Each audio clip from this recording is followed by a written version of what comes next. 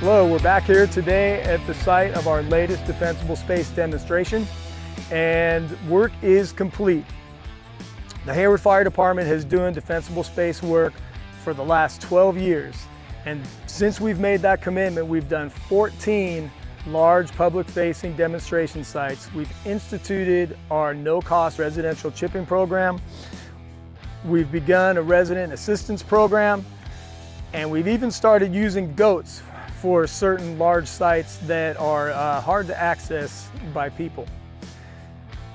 12 years is a long time, but we're going to keep going. Count on us being here another 12 years and even further as we continue to work with you to make the Hayward and the Fairview community safe from wildfire.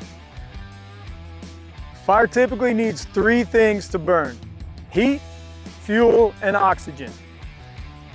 In a wildland setting, one thing that we can influence on that is the fuel. Can't control the outside temperature, can't control how much oxygen is in the air, we can't control the weather, and we can't control the topography or the slope that a fire is burning on.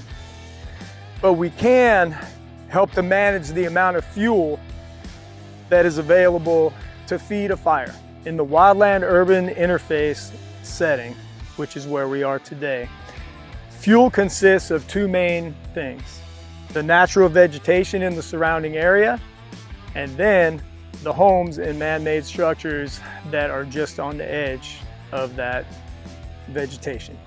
So what we've done here at this site is taking care of the natural vegetation portion of the fuel, and we've given 100 feet of defensible space for the homes in the neighborhood. There's a whole nother piece of it that the homeowner needs to consider, and that has to do with making the outside and the exterior of their home fire safe. You can find more information about that on our website.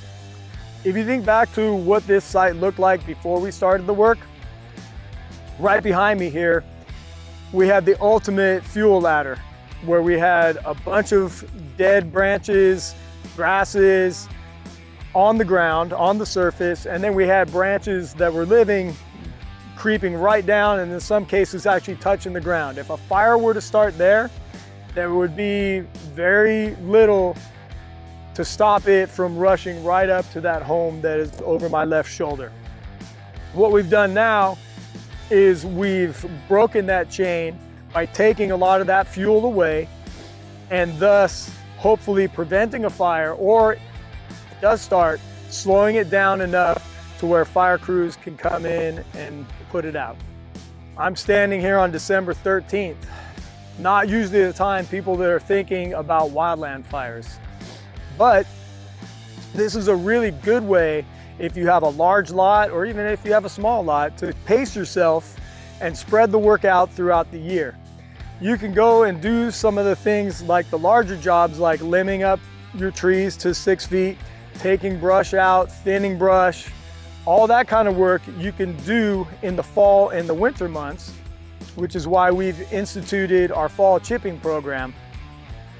And then when it comes time closer to fire season, and that work is already done, and all we have left to do now is work on the surface fuels like the grasses that have grown up, and we can take care of those, and now we're ready to go for fire season.